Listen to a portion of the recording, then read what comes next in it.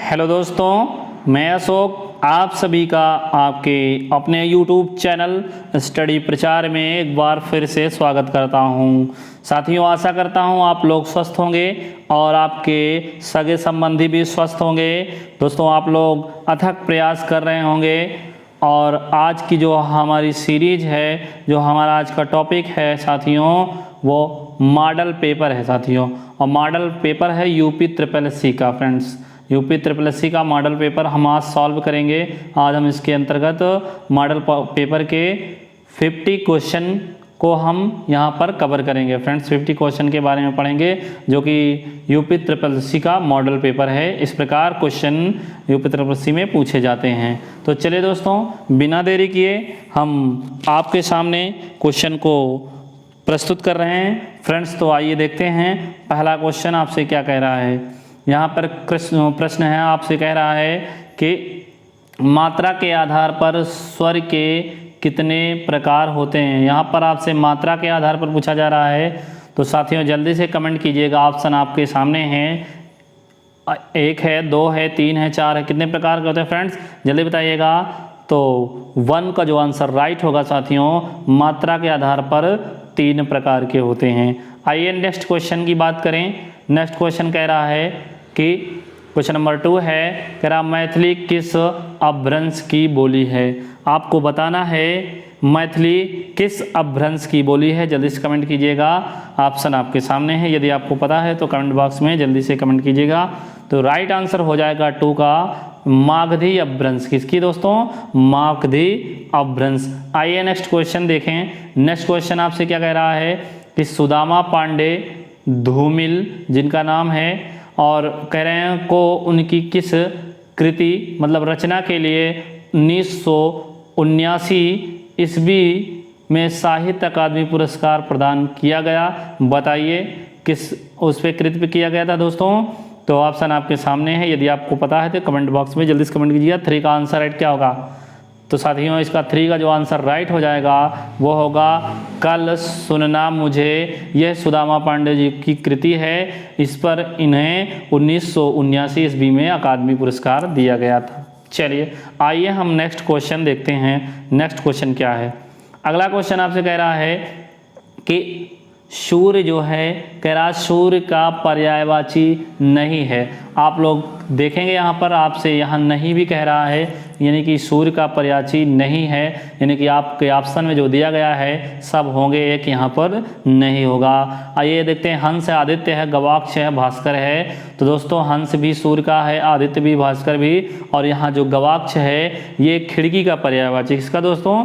खिड़की का है। इसलिए ये है आपका 4 का सी आंसर राइट होगा। आइए नेक्स्ट क्वेश्चन की बात करें। यहाँ पर आपसे कह रहा है अशुद्ध वर्तनी। क्वेश्चन नंबर 5 की बात करता है कि अशुद्ध वर्तनी का चयन करना। यहाँ पर अशुद्ध का चयन करना है। ऑप्शन आपके सामने, कमेंट कीजिए साथियों। 5 का आंसर राइट क्या होगा।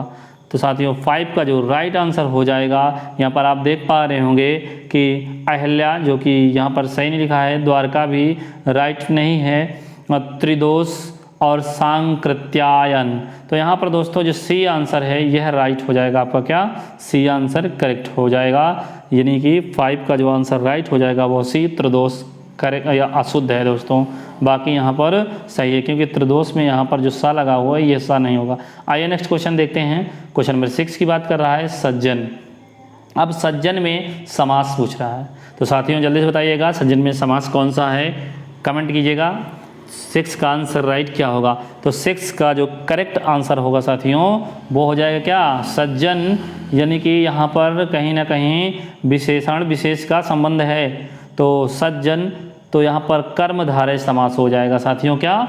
कर्मधारय। आइए नेक्स्ट क्वेश्चन की बात करें।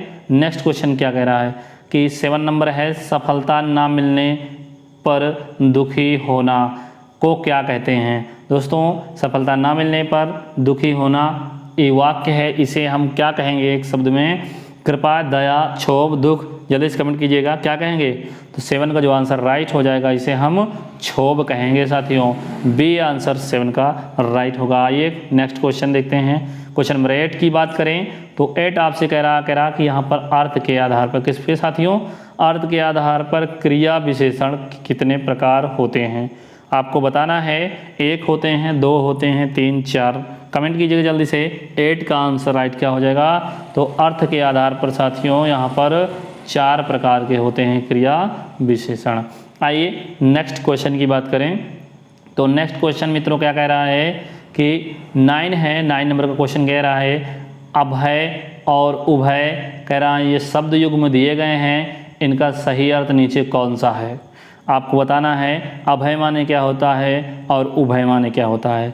तो साथियों उभय, अभय का अर्थ होता है क्या? अभय का होता है निर्भय। क्या? निर्भय। और उभय का अर्थ क्या होता है?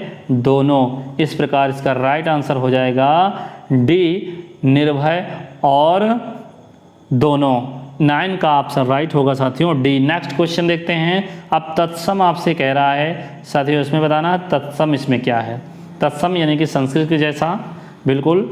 आइए देखते हैं। शीश है, जीर्ण है, केकड़ा है, खंडहर है। तो केकड़ा भी यहाँ पर देखेंगे तो ये तद्भव है और खंडहर भी तद्भव है साथियों। और देखेंगे केकड़ा तत्सम का चयन करने को कह रहा साथियों। तो जल्दी से 10 का आंसर राइट क्या हो जाएगा? तत्सम में क्या होगा? तो साथियों यहाँ पर जो कमेंट कीजिएगा इसका जो राइट आंसर हो जाएगा तत्सम क्या होगा? केकड़ा का साथियों करकट होता है। क्या होता है? करकट होता है। और करकट होता है केकड़ा का। और खंड इसका होता है खंडग्रह। खंडग्रह का दोस्तों खंडग्रह होता है इसका।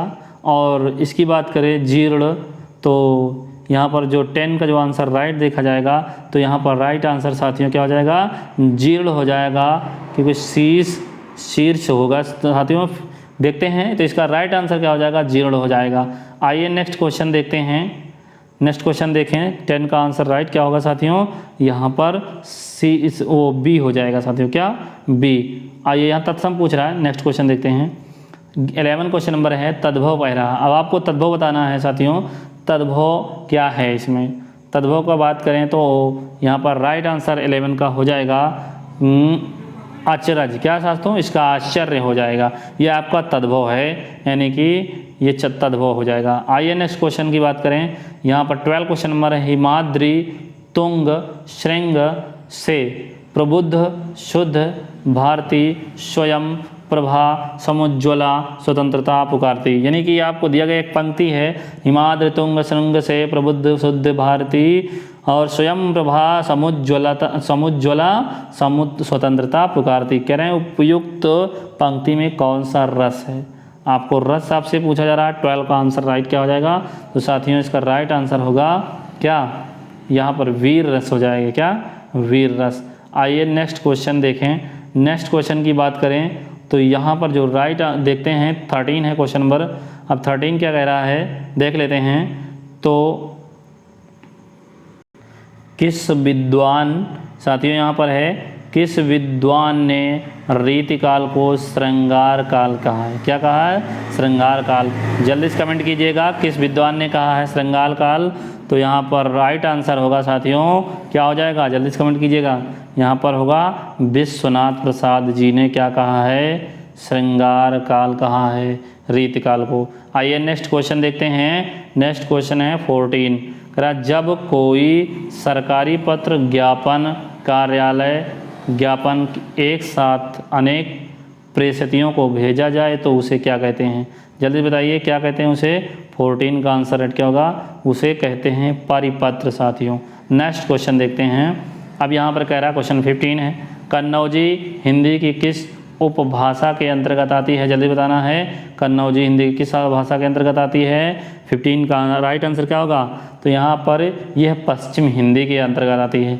आइए नेक्स्ट क्वेश्चन देखते हैं। किस क्वेश्चन 16 है। एक क्वेश्चन कह रहा है अफसोस दिया गया है, एक शब्द है। कह रहा है ये किस भाषा का शब्द है?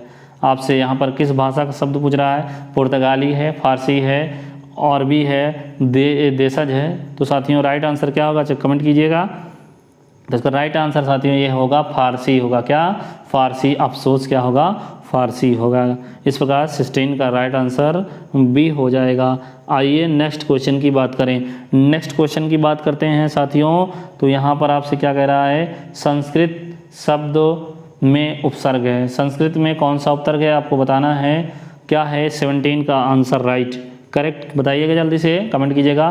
संस्कृत में आपका उपसर्ग क्या है, जल्दी से कमेंट कीजिएगा। तो साथियों इसमें सम जो है इसमें उपसर्ग हो जाएगा।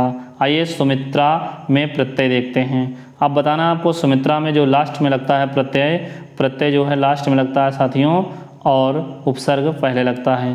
तो आइए बताइए कि इसमें सुमित्रा में प्रत्यय क्या है, त्रा है, इत्रा है या आ है, जल्दी से कमेंट कीजिएगा। 3 का आंसर क्या हो जाएगा, तो यहाँ पर जो आ है साथियों ये राइट आंसर होगा आ। आइए नेक्स्ट क्वेश्चन की बात करें। नेक्स्ट क्वेश्चन क्या कह रहा है आप देखते हैं, क्या कह रहा है, सर्वनाम वाले वाक्यों में लिंग का निर्धारण किसके आधार पर किया जाता है। सर्वनाम वाले वाक्यों में लिंग का निर्धारण किसके आधार पर किया जाता है, जल्दी बताइए।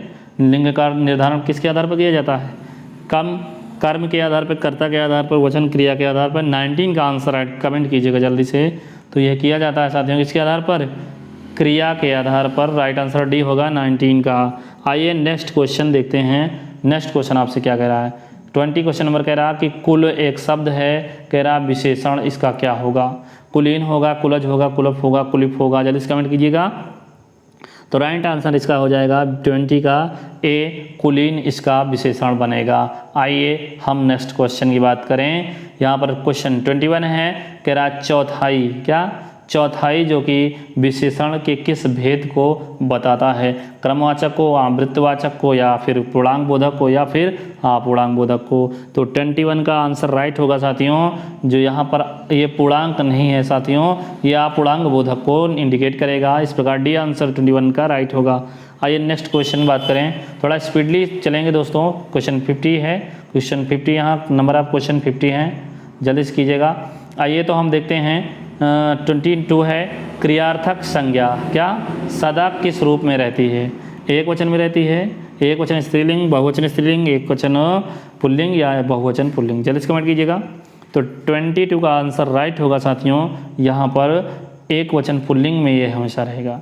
आइए नेक्स्ट क्वेश्चन देखते हैं। वृत्तमुखी की बात करता है, वृत्त के आकार के जब मुंह बन जाता है हम किसी वर्ण को बोलते हैं। तो देखिए यहाँ पर बताइएगा, कमेंट कीजिएगा। 23 का आंसर राइट क्या हो जाएगा, तो 23 का करेक्ट आंसर मित्रों क्या हो जाएगा, जल्दी से कमेंट कीजिएगा यदि आपको पता है तो यहाँ आंसर राइट हो जाएगा साथियों डी आंसर राइट। जो देखेंगे ऊ हम बोलेंगे तो एक वृत्त के आकार का हमारा मुख बन जाता है। आइए नेक्स्ट क्वेश्चन देखते हैं। 24 है, 24 की बात करें तो कह रहा है यहाँ संयुक्त स्वर कौन सा है। संयुक्त का मतलब है यहाँ पर 2 स्वर मिलकर बने होंगे, एक स्वर इधर होगा और एक स्वर दूसरा इस साइड होगा, दोनों मिलकर बनेंगे दोस्तों। चलिए नेक्स्ट क्वेश्चन इसका आंसर देखते हैं क्या हो जाएगा। तो 24 का राइट आंसर क्या हो जाएगा, जल्दी से कमेंट कीजिएगा। यहाँ पर राइट आंसर हो जाएगा आय जो है यह संयुक्त स्वर है साथियों, संयुक्त स्वर के अंतर्गत आएगा। नेक्स्ट क्वेश्चन की बात करें 25 है, कह रहा है इसमें अंतस्थ आपको व्यंजन बताना है। तो आपको पता है अंतस्थ व्यंजन क्या होते हैं। तो 25 का जो राइट आंसर हो जाएगा वो होगा या व रा होता है दोस्तों, या व रा। तो यहाँ पर या हो जाएगा, ये अंतस्थ व्यंजन हो जाएगा। नेक्स्ट क्वेश्चन की बात करें 26 है क्वेश्चन नंबर, आपको कह रहा है खड़ी बोली हिंदी का अन्य सही नाम बताइए। खड़ी बोली हिंदी का अन्य सही नाम क्या है, जल्दी से कमेंट कीजिएगा। हरियाणवी, कौरवी या फिर हिंदी या भारती, जल्दी बताइएगा। 26 आंसर राइट क्या हो जाएगा। तो साथियों इसका जो राइट आंसर हो जाएगा वो होगा सी, करेक्ट आंसर होगा कौरवी। आइए नेक्स्ट क्वेश्चन देखते हैं। 27 है, 27 में उन्मूलन एक शब्द है, इसका विलोम पूछ रहा है। तो उन्मूलन का विलोम जल्दी से बताइएगा फ्रेंड्स क्या हो जाएगा। उन्मूलन का विलोम शब्द क्या होगा, जल्दी से कमेंट कीजिएगा। 27 तो उन्मूलन का विलोम शब्द होगा साथियों रोपण होगा, क्या रोपण। आइए हम नेक्स्ट क्वेश्चन की बात करें। 28 है हवा। अब ये यहाँ दिया गया हवा का कह रहा पर्यायवाची, यहाँ पर ध्यान देना नहीं पूछ रहा है। तो इसका मतलब ये है कि यहाँ पर 3 पर्यायवाची जो कि हवा की होंगी और एक जो किसी अन्य का होगा, यानी कि आइए देखते हैं हवा का पर्यायवाची कौन सा नहीं है। यहाँ पर देखते हैं समीरण, हाटक, प्रकंपन और वात। तो दोस्तों देख पा रहे होंगे समीरण जो कि हवा वायु है और प्रकंपन भी है, वात भी है। अब आप देख पा रहे हैं 28 का आंसर राइट क्या हो जाएगा। तो यहाँ पर साथियों जो इसका राइट आंसर होगा वो हाटक हो जाएगा। ये साथियों हाटक ये अन्य पर्यायवाची है। चलिए नेक्स्ट देखते हैं 29। अब 29 कह रहा अभ्युदय एक वो शब्द है, इसका संधि विच्छेद पूछ रहा है कौन सा है। तो साथियों यहाँ पर इसका राइट आंसर आप लोग कमेंट कीजिएगा जल्दी से। 29 का आंसर राइट क्या हो जाएगा इसका? अभ्युदय का संधि विच्छेद। चलिए तो इसका राइट आंसर हो जाएगा 29 का, जो कि यहाँ अभिधन उदय, यहाँ पर अभ्युदय बन जाएगा। आइए हम नेक्स्ट क्वेश्चन की बात करें। क्वेश्चन नंबर 30 कह रहा काम सा रूप प्रताप दिनेश सा सोम सा शील राम महीप का। यह उपयुक्त पंक्ति है साथियों। इसमें अलंकार आपसे पूछा गया, यहाँ सा आ रहा है, आप समझ गए होंगे सरिस सम सा किस प्रकार का अलंकार होता है। तो 30 का जो आंसर राइट हो जाएगा साथियों वो क्या होगा? वो होगा उपमा अलंकार साथियों। क्या? उपमा अलंकार। नेक्स्ट क्वेश्चन 31 है। अब कह रहा है जिन स्वरों के उच्चारण में नाक से हवा निकलती है, ठीक है, उन्हें हम क्या कहते हैं? जल्दी बताइएगा, उन्हें हम क्या कहते हैं? निर्नासिक, अनुनासिक, लुंठित, मौखिक, जल्दी बताइएगा। तो 31 का आंसर राइट होगा साथियों, इसे हम अनुनासिक बोलते हैं, अनुनासिक स्वर। नेक्स्ट क्वेश्चन देखते हैं 32 है। अब भाषा विज्ञान की दृष्टि से क्या कह रहा है? ओ किस प्रकार का स्वर है? ओ अग्र संवृत है, पश्च संवृत है, पश्चवृत है, विवृत है या अग्र विवृत है? 32 का आंसर राइट आप कमेंट बॉक्स में जल्दी से कमेंट कीजिएगा। 32 का आंसर राइट क्या हो जाएगा? तो यहाँ पर जो राइट आंसर होगा साथियों ये होगा पश्च समवृत। क्या? पश्च समवृत। 32 का राइट आंसर ए होगा। नेक्स्ट क्वेश्चन की बात करें, यहाँ पर दीर्घ स्वर पूछ रहा है। तो आप लोग को पता है दीर्घ स्वर क्या होते हैं? दीर्घ स्वर जो है आ, ई, उ, यानी कि दोस्तों जो दीर्घ स्वर की बात करें तो यहाँ पर हो जाएगा 33 का जो आंसर राइट होगा वो क्या होगा? यहाँ पर आ जो है दीर्घ है साथियों, दीर्घ स्वर के अंतर्गत आएगा। नेक्स्ट क्वेश्चन देखते हैं 34 है। 34 भाववाचक संज्ञा कितने प्रकार के शब्दों से बनती है? अब कितने प्रकार के शब्दों से जब भाववाचक संज्ञा हम बनाने लगते हैं तो कितने प्रकार के शब्दों से यह बनती है? तो देखते हैं 34 का जो आंसर राइट क्या बनेगा, जल्दी से कमेंट कीजिएगा आप लोग। 34 का आंसर राइट क्या होगा? तो यह राइट आंसर होगा साथियों, यह 5 प्रकार से बनाई जा सकती है। कितने प्रकार से? 5 प्रकार से भाववाचक संज्ञाएं बनाई जा सकती हैं। आइए नेक्स्ट क्वेश्चन की बात करें तो इस प्रकार 34 का भी आंसर राइट होगा। नेक्स्ट क्वेश्चन की बात करें 35 है। प्रकृति एक दिदरा शब्द है और आपसे कह रहा है कि प्रकृत शब्द को कौन सा लिंग है? इसमें कौन सा लिंग है जल्दी बताना है। पुल्लिंग है, स्त्रीलिंग, नपुंसक लिंग, उभयलिंग? 35 का राइट आंसर क्या होगा? तो यहाँ पर कैसी प्रकृति, यानी कि दोस्तों स्त्रीलिंग हो जाएगा। बी आंसर राइट 35 का होगा। 35 का बी आंसर राइट है। नेक्स्ट क्वेश्चन देखते हैं। यहाँ पर नेक्स्ट क्वेश्चन 36 है और आपसे पर्वत का कह रहा है पर किस प्रकार की संज्ञा है? अब पर्वत कह रहा है संज्ञा किस प्रकार? व्यक्तिवाचक है, जातिवाचक, भाववाचक, समूहवाचक? जल्दी बताइएगा किस तरह की संज्ञा है। 35 का राइट आंसर होगा साथियों क्या हो जाएगा? 36 का राइट आंसर सी हो जाएगा साथियों। यह जातिवाचक संज्ञा, पर्वत, बहुत सारे पर्वत इसके अंतर्गत आ जाएंगे। आइए नेक्स्ट क्वेश्चन देखते हैं। नेक्स्ट क्वेश्चन 37 है। व्युत्पत्ति के आधार पर आपसे कह रहा है संज्ञा कितने प्रकार होते हैं, कितने भेद होते हैं? अब आपको बताना है कि व्युत्पत्ति के आधार पर संज्ञा के कितने भेद होते हैं। 2, 3, 4, 5 कितने होते हैं साथियों? जल्दी से कमेंट कीजिएगा। तो यहाँ पर जो राइट आंसर होगा साथियों वो हो जाएगा देखेंगे यहाँ पर 3 प्रकार। कितने प्रकार साथियों? 37 का राइट आंसर हो जाएगा बी, 3 प्रकार। नेक्स्ट क्वेश्चन की बात करते हैं। अब नेक्स्ट क्वेश्चन आपसे कह रहा है कि पटेल जी ने सेना के जरिए हैदराबाद का विद्यालय कराया था। क्या? पटेल जी ने सेना के जरिए हैदराबाद का विलय कराया था। साथियों यहाँ पर पटेल जी ने सेना के जरिए हैदराबाद का विलय कराया था में कौन सा कारक है? आपको इसमें विभाग दे के आपसे कारक पूछ ले रहा है, तो जल्दी बताइए। कर्म कारक, करण कारक, कर्ता कारक या फिर अवदान कारक? पटेल जी ने। तो 38 का जो राइट आंसर होगा कर्ता ने, करण ने। क्या सर दोस्तों? करण के द्वारा, मतलब कर्ता ने कर्म को करण से के द्वारा, मतलब किसके द्वारा? यहाँ पर पटेल जी के द्वारा। आइए नेक्स्ट क्वेश्चन देखते हैं। करण यहाँ पर सी आंसर राइट 38 का सी आंसर राइट हो जाएगा। आइए नेक्स्ट क्वेश्चन देखते हैं। क्वेश्चन नंबर नेक्स्ट है जो आपसे कह रहा है कि 39 जहाँ शब्दों में कौन सा शब्द पुल्लिंग है? शब्द दे दिया गया है, आपसे पुल्लिंग पूछ रहा है, जल्दी बताइएगा पुल्लिंग कौन सा हो जाएगा। तो यहाँ पर लेख है जो पुल्लिंग हो जाएगा साथियों। 39 लेख जो कि आपका पुल्लिंग के अंतर्गत आ जाएगा। आइए हम नेक्स्ट क्वेश्चन की बात करते हैं। यह घोड़ा अच्छा है। यह घोड़ा कैसा है? अच्छा है। और एक वाक्य है, वाक्य के माध्यम से यह पूछ रहा है कि यह इसमें वाक्य में जो आया हुआ यह है, ये क्या है? सार्वनामिक विशेषण, परिमाणवाचक विशेषण या गुणवाचक विशेषण, प्रविशेषण? कमेंट करिएगा। 40 का आंसर राइट क्या हो जाएगा? तो यहाँ पर राइट आंसर होगा साथियों सार्वनामिक विशेषण। नेक्स्ट क्वेश्चन देखते हैं। अब 41 है जो कि आपसे कह रहा है शिक्षक छात्र को हिंदी पढ़ाते हैं। अब इस वाक्य में आपसे क्रिया कह रहा है, किस प्रकार की क्रिया है? संयुक्त क्रिया, नाम धातु क्रिया और अकर्मक क्रिया, द्विकर्मक क्रिया? कमेंट कीजिएगा 41 का आंसर राइट क्या होगा। तो यहाँ पर दो क्रियाएं हैं, दो ऑब्जेक्ट हैं, द्विकर्मक क्रिया है साथियों, द्विकर्मक क्रिया। शिक्षक जो छात्र है हिंदी और पढ़ाते हैं, यानी कि छात्र और हिंदी द्विकर्मक क्रिया है साथियों। नेक्स्ट क्वेश्चन देखते हैं। 41 का डी आंसर राइट हो जाएगा। नेक्स्ट क्वेश्चन की बात करें आपसे, तो यहाँ पर कह रहा है 42 है, कह रहा कौन सा वाक्य आसन्न भूतकाल तुरंत हुआ हो? आसन्न भूतकाल तो हो लेकिन आसन्न हो। 42 का राइट आंसर क्या हो जाएगा? तो यहाँ पर आप देख पा रहेंगे, वह आया था, तू आता है, आता तो मैं जाता, मैंने आम खाया है, मोहन आया, सीता गई। यानी तुरंत जो काम हो रहा है यहाँ पर देखें आसन्न, और यहाँ पर मैंने आम खाया है। सी आंसर राइट होगा 42 का। नेक्स्ट क्वेश्चन देखते हैं। अब नेक्स्ट क्वेश्चन क्या कह रहा है? 43 मनोभाव को प्रकट करने वाले, ठीक है, वे अभिकारी शब्द जिनका वाक्य से कोई संबंध नहीं रहता, वो क्या कहलाते हैं? जल्दी बताइएगा। 43 का आंसर राइट क्या हो जाएगा? तो राइट आंसर साथियों विस्मयादि बोधक अव्यय हो जाएगा, जो कि फीलिंग को बताते हैं। नेक्स्ट क्वेश्चन देखते हैं।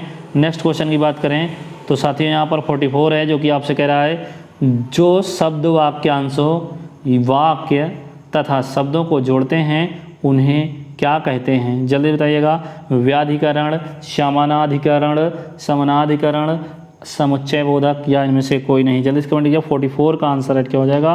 तो यहाँ पर समुच्चय बोधक होता है। नेक्स्ट क्वेश्चन देखते हैं। मिश्र वाक्य। अब मिश्र वाक्य के साथियों 45 है, क्या कह रहा है इसमें बताना है आपको मिश्र वाक्य कौन सा है? कमेंट कीजिएगा मिश्र वाक्य कौन सा है साथियों, आपको कमेंट बॉक्स में बताना है। 45 का जो राइट आंसर होगा वो क्या होगा? तो आइए देखते हैं मिश्र वाक्य क्या है। तो सूरज उगने का पर कुहासा फट गया, उसके पास जो कुछ था वह खो गया, उसका सब कुछ खो गया, उसने अपना घर लुटा दिया। मिश्र वाक्य यानी कि दो वाक्य। आइए देखते हैं इसमें कौन सा आंसर राइट हो जाएगा। 45 का जो करेक्ट आंसर होगा फ्रेंड्स वो होगा आपका बी, उसके पास जो कुछ था वह खो गया। ठीक, नेक्स्ट क्वेश्चन देखते हैं। 46 है। अब 46 में आपसे क्या कह रहा है कि उद्देश्य में कर्ता के साथ और क्या रहता है? Very important question. और क्या रहता है आपको बताना है भाई। तो कर्ता जो उद्देश्य में कर्ता के साथ और क्या रहता है? कर्ता विधेय रहता है, कर्ता पूरक रहता है, कर्ता विधेय पूरक रहता है, या फिर कर्ता विस्तार रहता है? जल्दी से कमेंट कीजिएगा। आपने प्रीवियस वीडियो में पढ़ा है। 46 का राइट आंसर हो जाएगा साथियों यहाँ पर कर्ता विस्तार राइट आंसर होगा, कर्ता विस्तार जो कि उद्देश्य के साथ रहता है। नेक्स्ट क्वेश्चन की बात करें। देहलता। क्या? देहलता यहाँ पर एक शब्द है और इसमें आपसे समास पूछ रहा है, आपको समास बताना है। क्या हो जाएगा? विभाव कर्मधारय तत्पुरुष या फिर इनमें से कोई भी नहीं होगा, आपको बताना है। तो यहाँ पर जो राइट आंसर होगा देह रूपी लता, यानी कि दोस्तों यह कहीं ना कहीं विशेषण विशेष का संबंध कर्मधारय समास। नेक्स्ट क्वेश्चन देखते हैं। क्वेश्चन 48 है, शुद्ध वर्तनी बताना है। ऋतु है, तिलांजलि है, अधीन है, विरहिणी है, आपको बताना है इसमें अशुद्ध कौन सा है। सॉरी अशुद्ध बताना है दोस्तों, यहाँ पर गलत कौन सा है। 48 का राइट आंसर क्या हो जाएगा? तो आप देख रहे हैं तिलांजलि लिखा है, यहाँ पर तिलांजलि होना चाहिए, ये मात्रा जो है इधर को होना चाहिए फ्रेंड्स। तो इस प्रकार बी आंसर 48 का होगा। नेक्स्ट क्वेश्चन देखते हैं। 49 भूर्जा दे दिया गया, भूर्जा करा संविच्छेद क्या होगा? भूधन ऊर्जा, भूधन ऊर्जा, भुजधन रा, भूधन ऊर्जा, भुजधन और रा। तो देखते हैं साथियों इसका राइट आंसर क्या हो जाएगा 49 का। तो 49 का करेक्ट आंसर जो होगा भूधन ऊर्जा, ये आंसर राइट होगा। आइए नेक्स्ट क्वेश्चन देखते हैं साथियों। इस जो है मॉडल पेपर का लास्ट क्वेश्चन देखते हैं। लास्ट क्वेश्चन क्या कह रहा है? तो साथियों यहाँ पर क्या कह रहा है कि 50 है क्वेश्चन नंबर, कह रहा है जहाँ पर उपमेय स्वयं ही उपमान हो, याद रखिएगा फ्रेंड्स, वो हाँ अलंकार होता है। मतलब वहाँ पर कौन सा अलंकार होता है? जहाँ पर उपमेय स्वयं अपना उपमान का काम करे। जल्दी बताइए, उपमान हो जाए वहाँ पर क्या कौन सा अलंकार होगा?